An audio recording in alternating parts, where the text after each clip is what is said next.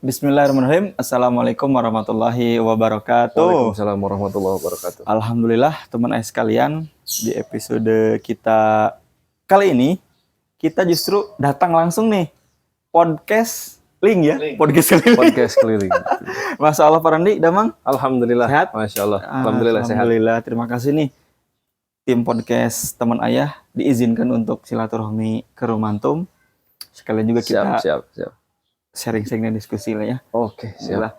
Di episode sebelumnya dengan Pak Okun tadi udah hampir sejam kayaknya. Iya, nggak kerasa itu. Nggak kerasa ya. Bisa itu Pak. Iya, mereka, benar. gitu. Berbicara masalah pribadi, Iya, latar betul. belakang, bahkan nama asal usul gitu ya artinya. Cuman tadi nggak ada cocokologi. Biasanya beliau ada cocokologi Ya, gitu. tadi udah mau nyangkut dikit. Terus juga berbicara tentang usaha, ya kan? Betul. Perjalanan karir, keluarga, bahkan sampai ke titik dari mana dulu kenal Kutab. Betul. Ya, dulu saya juga pernah dengar dari Pak Randi itu ketika waktu jajak anak di Kutab. Pak Randi kan cerita tuh ke saya. Oh iya. Cerita awalnya gimana gitu ya. Nah, kali ini Pak Randi, saya ingin coba menggali ke Pak Randi, bisa sharing di sini gitu ya di teman saya ini. Tentunya setelah menyekolahkan anak di Kutab, pasti dong ada harapan besar yang Pak Randi inginkan dan keluarga. Betul. Sekarang yang sekolah di Kutab itu anak berapa? Dua ya? Di awal Awal 1, awal 2. dan awal 2. Nah, berarti udah kurang lebih 2 tahun lah ya. Betul. Nah, kira-kira yang Pak Randi sudah dapatkan setelah menyekolahkan anak di Kutab, secara pribadi dan keluarga dan istri mungkin, apa kira-kira yang sudah Pak Randi Dapatkan lah gitu ya. Betul. Jadi alhamdulillah nih Pak Firman, makasih sebelumnya udah kesini nih, nyempetin waktu juga nih di Posling. podcast link. Poskamling keliling gitu ya, Posling ya, benar. Aduh, astagfirullah. Jadi apa mungkin yang kita dapatin sebetulnya di Kutab ini sih, Masya Allah itu manfaatnya luar biasa. Yang satu nambah keimanan, Betul. karena ketika berkumpulnya dengan orang-orang soleh itu menambah medan magnet tersendiri buat Energi lah ya. Energi itu luar biasa lah. Jadi memang ada ketenangan hati juga, apalagi buat pribadi ya. Kalau kita berbicara udah punya teman-teman yang soleh secara tauhid juga udah luar biasa. Teman-teman ayah di wali santrinya di Kutab ini gitu kan, apalagi para Ashabun Awalun itu yang memang Sabikun Awalun gitu, itu yang luar biasa. Wah itu buat Ana sih ngebus banget lah untuk masalah kebersamaan. Mereka sangat merangkul sebetulnya sih. Betul. Jadi nggak ada senioritas. Saya ingat dulu pas awal-awal Pak Randi saya ajak untuk aktif di Kutab tuh, gila, apalagi pas lihat Pak Isa dengan Pak Dali Heureuy. Bukan Pak Isa sama Pak siapa? Pak Kohar. Waktu itu di depan Masjid Jabal, Pak Randi curhat ke saya. Waduh, astaga. Saya ngeri lihat Reina. Belum sarapan, belum apa. Udah perang pemikiran itu. Wallahu akbar mah. Ternyata sekarang ya seperti itu ya. Ternyata udah terbiasa ya begitu ternyata. Itu makanan biasa buat Pak Isa sama Pak Emang Kohar kaget. ternyata. Emang kaget orang yang pertama kali melihat pasti kaget. Itu kalau nggak salah Pak Imam ada nggak ya waktu itu? Kurang tahu. Lupa saya. Ada. Kalau ditambah Pak Imam mungkin tambah lagi tuh, luar biasa itu. Kaget. Jadi istilahnya banyak hal positif yang Pak Randi dapatkan lah ya. Itu udah positifnya luar biasa sih Pak. Sebetulnya untuk keluarga dan untuk pribadi sebetulnya. Jadi kalau untuk keluarga sih sebetulnya ketika udah tahu Kutab tuh pertama sih kita tahu arah mau kemana. Sebetulnya itu ketika saya sendiri sebagai nahkoda, jujur di awal punya anak itu penentuan awal anak mau kemana, larinya nih anak gitu kan. Mau kemana, karena kan sekarang sosok udah nggak ada kan. Ya kalau misalnya pesantren kan kita sekarang pesantren itu kan jadi berubah nama kan, pesantren nama gitu kan. Misalnya pesantrennya pesantren apa, kan bukan sosoknya kan. Mungkin kalau zaman dulu kita akan kenal sama sosok, kita akan menyekolahkan anak dengan sosok itu gitu. Karena kalau sekarang kan nggak ada. Jadi sebetulnya ketenangan batin Ana sih sebetulnya ketika menjadi kepala rumah tangga, dan itu harga yang luar biasa lah untuk didapatkan ketika kita udah lama di Kutab sebetulnya, dan kita bergabung sama orang-orang soleh ini. Apalagi ada kewajiban sebulan sekali kita harus recharge kajian, dan itu sayang sih kalau buat saya kalau ada orang tua wali santri yang memang tidak menyempatkan datang ke situ, itu wah rugi gede deh. Pokoknya karena Ana juga ada yang dapat review tuh dari salah satu orang tua wali santri tuh Pak Doni namanya itu. Pak Doni tuh, wow, Donian ya. Pak Donian itu luar biasa. Tapi ini nggak ada body shaming ya. Jadi di situ tuh luar biasa lah, beliau juga sampai ngerasa bahwa nahanya nu sekolah teh lain budak hungkul. Itu ada mind blowing juga di situ ketika anak sekolah, orang tua juga upgrade gitu kan. Dan itu emang idealnya. Ideal seorang tua yang memang orang tua dengan anak itu jadi levelnya sama-sama naik. Betul.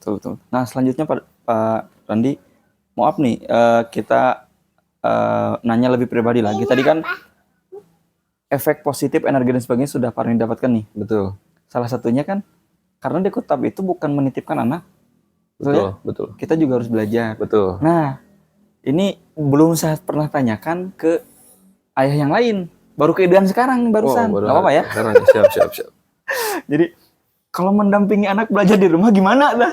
Oh, itu dia. Sama ayahnya tuh sama Pak Randi atau sama istri? Jadi kita dibagi sih sebetulnya. Jadi ketika ya kita sadar ternyata sekolah itu bukan culkeun. Iya, betul. Diculkeun enggak sih kolot mah orang tua mah udah mayar gitu kan. Ternyata pas kita tahu bahwa porsi pendidikan di rumah sampai 60% juga itu adalah hal yang luar biasa. Ternyata tanggung jawabnya kita baru terasa bahwa ternyata nggak sesimpel inilah jadi orang tua. Akhirnya kita bagi ternyata. Nah itu berbagi pengalaman juga sebetulnya mungkin anak yang lagi ngajarin keimanan sama anak-anak memang paling pas yang ngajarin keimanan itu ayah. Itu menancapkan keimanannya beda sama ibu. Karena pengalamannya ketika ibu cerita tentang siroh emang agak beda Pak. Dari penekanan intonasi cerita gitu kan mungkin kondisinya dengan apa yang jadi dengan anak yang kondisinya seperti itu anak baru tahu bahwa ketika ibu cerita sama ayah cerita tuh beda, feel-nya beda menurut anak sendiri. Wah ini kayaknya ibunya bukan di sini nih ranahnya gitu karena ternyata ketika ada sadar-sadar di situ akhirnya kita dipisah gitu kan. Ya, kalau misalnya anaknya tentang calistung atau apa itu sama ibunya gitu kan. Masalah keimanan, masalah misalnya belajar Baghdadiyah itu bisa sama bapaknya. Apalagi permasalahan mengajarkan anak tentang siroh yaitu itu penancapan iman yang awal ya menurut anak gitu karena kan di Kutab juga itu diawali apalagi dengan dialog iman gitu kan ya dialog iman itu emang luar biasa sih Pak. Nah itu dialog iman juga itu emang harus sama bapak sih sebetulnya kondisinya. Jadi ada ungkapan yang kalau kita mengharapkan anak kita soleh ya ayahnya dulu dong. Betul dia. Betul kan? Betul. Itu betul banget. Ayahnya dulu yang soleh. Betul gitu. banget. Tadi anaknya sudah dididik dengan level yang ini, kalau ayahnya masih di sini, itu dia. Bahkan jadi masalah. Iya, bahkan mungkin ada di ayah yang lain ya, bukan di Kutab. Betul. Kadang mau mengajarkan anak juga, malu gitu ya. Dan karena ya tadi levelnya belum naik. Tapi di Kutab ini mau nggak mau kita juga harus menaikkan, disadarkan dulu mungkin pertama ya. Disadarkan dulu sebetulnya. Disadarkan dulu. Ternyata 60% ya porsinya. Iya, porsi. Itu gede banget nih gitu. Porsi keluarga itu lebih utama. Itu apa yang bisa kita lakukan sebagai seorang ayah buat anak kita sebetulnya di situ sih poin-poinnya. Dan alhamdulillahnya mungkin banyak ya anak ngelihat penyesalan dari orang tua yang memang aduh anak saya di sekolah ini mana dulu baru tahu nih Kutab gitu kan atau di sini. Nah, qadarullah sih anak dibimbing dari anak pertama itu udah langsung di Kutab. Jadi anaknya merasa right person in the right place lah gitu. Jadi bener-bener orang yang tepat dan di waktu yang tepat gitu sebetulnya gitu. Jadi anak merasa bahwa ketika di Kutab itu bener-bener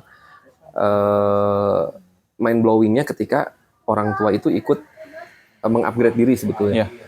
Akhirnya nanti akan ketemu di mana di titik anak itu ketika dia ngobrol itu akan terus nyambung gitu loh. Dia nggak akan cari ke siapa-siapa dan yang anak sekarang lagi khawatirkan aja misalnya kayak balik akil balik nanti itu kan dibimbing juga tuh sama Kutab kan. Ih, Masya Allah itu mana ada sekolah yang mikirin supaya orang tuanya pun paham tentang akil balik. Jadi anak bertanya atau anak apa kan itu nggak ada tuh persiapan dimanapun tentang akil balik dan memang itu fase krusial dari pertumbuhan apalagi mungkin seorang anak laki-laki dan anak perempuan pun beda gitu kan beda cara pendekatan itu jadi udah mulai tuh terbagi ternyata di rumah tuh tentang pendekatannya ini bagian ibunya ini bagian bapaknya gitu kan nah, itu alhamdulillah tuh udah mulai gitu kan kayak misalnya di perjalanan tuh anak udah mulai itu sering Banyak ngobrol apalagi. Kalau pagi itu bukan banyak ngobrol, Pak. Saya itu sering ngapalin justru. Oh, hafalan. Hafalan gitu kan. Nah, itu dia gitu kan. Anak dulu cuma ngapal 15 atau 20 surat gitu kan. Jus 30 teh gitu kan.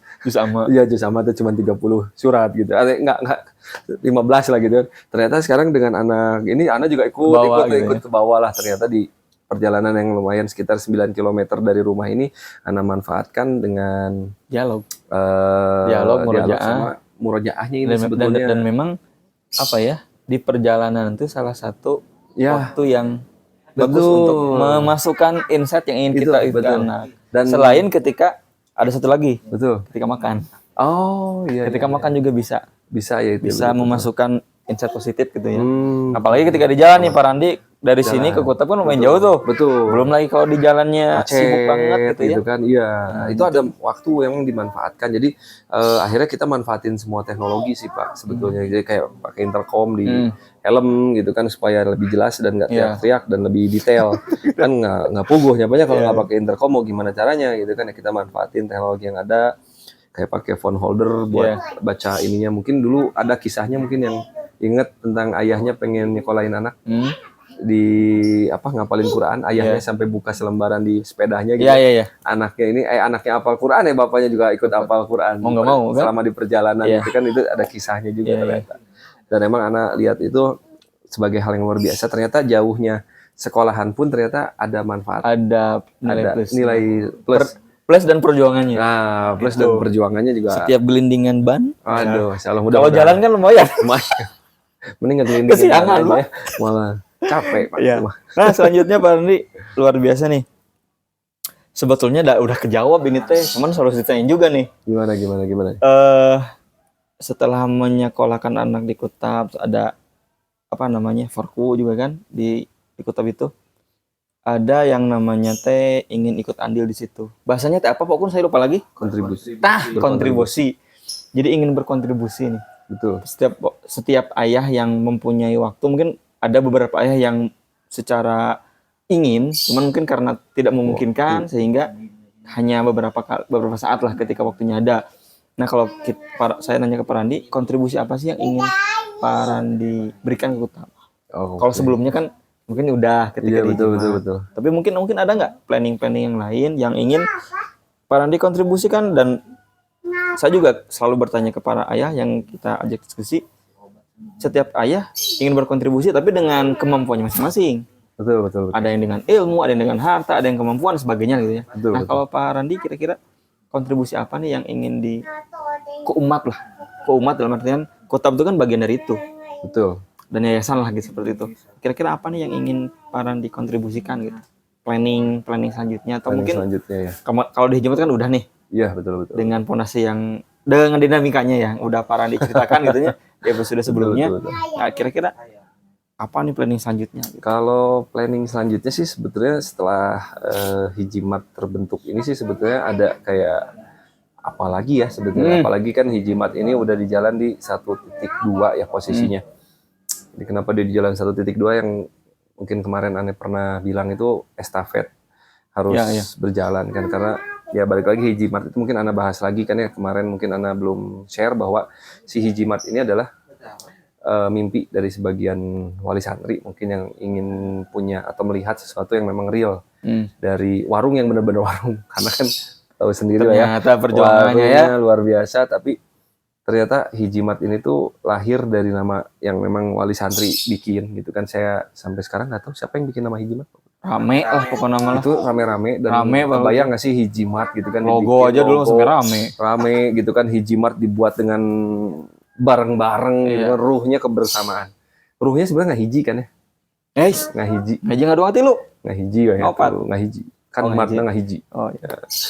Bukan ngehiji ya? Bukan. Kalau ahad ngehiji. Ngehiji. Bahasa Sunda, bahasa Indonesia ngehiji. Ya itu another level lah nanti sama Aukun. Ngehiji itu ada lagi partnya. Tapi Hijimat ini adalah bentukan dari para wali santri yang memang luar biasa. Jadi bukan semata-mata Hijimat ini dicetuhkan oleh saya sama istri gitu, bukan. Jadi Hijimat itu memang hal yang luar biasa yang telah Allah wasilahkan kepada kami Ya, itulah sebagai jalan salah awal. satu kontribusi mungkin ya. Betul. Nah, kontribusi selanjutnya sih sebetulnya ada beberapa yang gerilya yang kami lakukan, belum dipublish memang. Wih. Tapi memang belum saatnya, tapi mungkin nanti akan dipublish juga. Karena kalau saya dengar semangat-semangat dari Gus Baha kalau cerita tuh, kalau Gus Baha bilang tuh kalau kebaikan itu justru harus diberitakan gitu. Karena kalau Nabi pun dulu kalau berbuat baik nggak diberitakan, kita nggak tahu berbuat baik seperti apa kan gitu. Kalau kata Gus Baha, jadi kami pun yang awalnya kami sembunyi-sembunyi segala macam. Gus Randi nggak ada.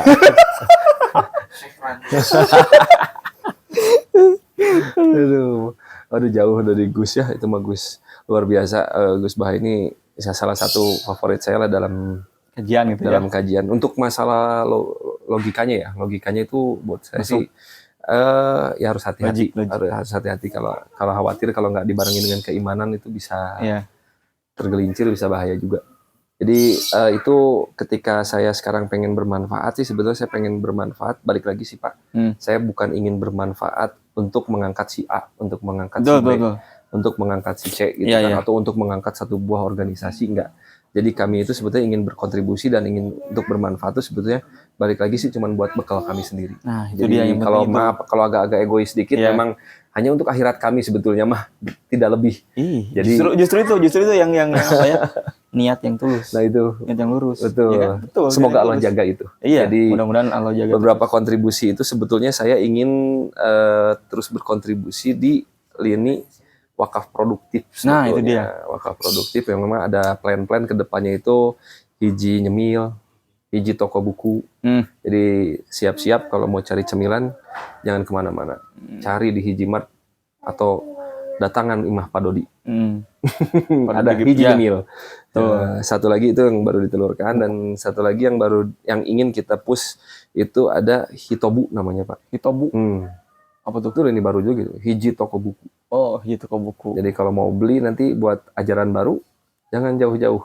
Kadinya harus ke hiji toko buku, nggak harus sih maksudnya buku. Bisa nanti salah satu lini bisnis dari Hiji Mart juga, tapi memanfaatkan memang wali santri yang punya keinginan untuk mendirikan bisnis itu. Nah itu bisa disupport di wakaf produktif sebetulnya. Jadi tapi itu masih skala yang memang kecil, belum masif lah, belum seperti Hiji Mart yang memang membutuhkan modal yang luar biasa gitu kan. Tapi kalau ini butuh modal yang memang nggak, ya itu masih kecil, tapi itu bisa kita mulai dari kecil akhirnya.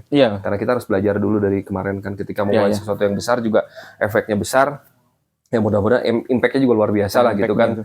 Jadi ya kami harap juga sih sebetulnya Hiji Mart jadi contoh, jadi wapro ketika mau dibuat itu ya bisa memudahkan juga bagi para wakaf produktif yang mau bergerak yang lainnya. Cuman memang ada concern dari Pak Agus Widodo sebagai penanggung jawab Pokja gitu kan di kelompok kerja di wakaf produktif ini gitu kan. Jangan sampai kita terfokus sama wakafnya, tapi kita fokus dulu sama bisnisnya dulu, menghasilkan dulu bisnisnya. Nah itu baru kita ngobrolin wakaf tuh another level lah gitu ya. Kita poinnya jalanin dulu bisnisnya. Sama sebetulnya kayak Hiji Mart sih, jalanin dulu aja.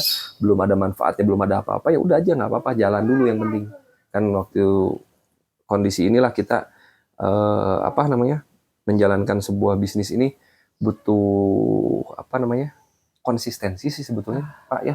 Kuncinya sebetulnya kalau istiqomah, konsistensi sebetulnya. Kalau ulama dulu saya pernah dengar ceramahnya ulama yang di Arab Saudi, kalau nggak saya lupa lagi lah itu. Cuman dia bilang kalau masalahnya cuman masalah konsistensi, umat Islam punya itu gitu maksudnya. Sayang kalau nggak bisa bisnis gitu maksudnya gitu. Umat Islam punya itu, punya segalanya, bahkan punya konsistensi itu kan. Sebetulnya 5 waktu, salat 5 waktu. Mereka tuh udah dididik dengan itu gitu maksudnya. Jadi kalau mereka tidak bisa konsisten itu sangat disayangkan. Saya ingat tadi di episode sebelumnya kata Pak Randi kan gini terus. Naik turun. Bahkan yang dibutuhkan hanya konsistensi dalam usaha, dalam belajar, dalam segala hal. Dalam segala hal perlu konsistensi. Betul. Karena dibelokkan mana nih? Betul. Bahkan saya pernah dapat wejangan dari konveksi yang udah senior. Umurnya sekarang udah 50 pengusaha konveksi. Pengusaha konveksi, Pak.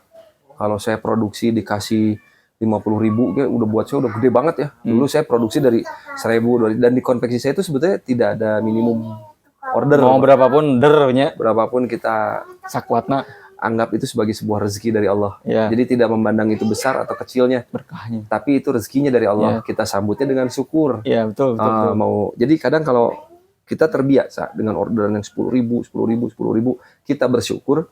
Ketika kita dapat orderan 10 pieces, kita nggak bersyukur. Ya, itu. Masa ya kita menilai bersyukur Iya, yang kecil sama besarnya betul, kan? betul, gitu. betul, betul, betul. Nah itu euforia menyambut rezeki itu harus terus konsisten. Iya, iya. Mau kecil, mau gede gitu kan, mau jadi, mau nggak jadi. Karena di konveksi itu Pak, kain udah di kita bisa nggak jadi Pak. Itu teh. Belajar itu, belajar untuk menerima kode dan kodarnya kan luar biasa tuh. Di konveksi itu udah di kita nyimpen, sampel udah jadi, produksinya nggak di kita, ditarik gitu. Tapi DP udah masuk. Belum DP. Baru hanya contoh sampel, ya, contoh udah mau produksi, ternyata lebih cocok di orang lain ya udah aja. Oh. Dan itu ternyata ada amalannya. Amalan maksudnya? Amalan seorang pedagang yang memang tidak akan dimiliki oleh misalnya pegawai misalnya. Saya kurang tahu juga nih, cuman saya pernah dengar itu sebagai amalan seorang pedagang. Ketika dia dikecewakan seperti itu nambah nanti di akhirat amalannya gitu. Karena kan timbangan berat amal solehnya. Akibat itu dia nerima nggak nih gitu kan? Itu sebenarnya ujian kan dari Allah yang langsung dapat ketika diambil kan gitu. Sebetulnya banyak hal yang memang di konveksi itu kami banyak belajar lah untuk menerima kode dan kodar gitu kan, yang ya udah itu bukan rezeki kita walaupun sudah ada di depan gitu. Saya nambahin dikit Pak Randi tadi ya, terkait misalkan kita udah berusaha nih bikin sampel dan sebagainya kan nggak jadi, besoknya lagi seperti itu lagi. Ada hal yang harus kita tangkap, namanya teh pesan cinta Allah itu apa gitu. Nah tadi kan kalau Pak Randi menerima kode dan kodar betul, tapi harus kita bisa tangkap nih pesan cinta dari Allah ini apa. Bisa jadi kan karena mungkin ada dosa kita, akhirnya mentok nih nggak jadi, kesini nggak mentok lagi. Kurang lebih seperti itulah ya. Betul. Tambahan-tambahannya. Betul. Masya Allah udah berapa jam nih? Paling lama nih kayaknya ya. Rekor. Alhamdulillah ya. Pak Randi tadi ya ternyata kontribusinya banyak setelah kemarin di Hijimat, sekarang udah ada planning-planning yang lain. Ya, mudah-mudahan intinya apa? Ya niatkan lulus karena Allah. Itu karena itu fondasi utama. Karena kalau kita tidak ikhlas karena Allah ya capek, ngedumel dan sebagainya. Betul. Pak Randi, Masya Allah, ini insya Allah akan banyak hikmah dan faedah yang didapatkan oleh insya Allah teman ayah. Ya, teman ayah sekalian, alhamdulillah tidak terasa banyak hal yang bisa kita dapatkan dari perbincangan dengan ayah Randi ini yang luar biasa. Mudah-mudahan tetap konsisten, amin, tetap istiqomah, dan Allah selalu jaga antum dan keluarga, amin ya rabbal alamin. Hatur nuhun doa. Jazakumullah Pak Randi sudah mengizinkan kita datang ke sini. Ya baik para teman ayah sekalian, tidak terasa banget nih kalau di-sharing dengan orang yang kapasitasnya luar biasa itu menolong, apalagi ahli komunikasi ya. Enggak, bukan ahli lah. Itu karena pernah kuliah aja. Baik, jazakumullah khairan teman ayah sekalian. Satu lagi, tidak lupa selalu sampaikan bagi teman ayah yang ingin sharing juga di YouTube kita, silakan nanti kontak tim kita ya. Siapapun itu, tidak terbatas di Wali Santri Kutab ya. Silakan nanti komen di YouTube kita atau hubungi tim kita. Nanti kita jadwalkan untuk bisa silaturahmi seperti ini ya. Siap. Terima kasih semuanya teman ayah. Barakallahu fikum. Assalamualaikum warahmatullahi wabarakatuh. Waalaikumsalam warahmatullahi wabarakatuh.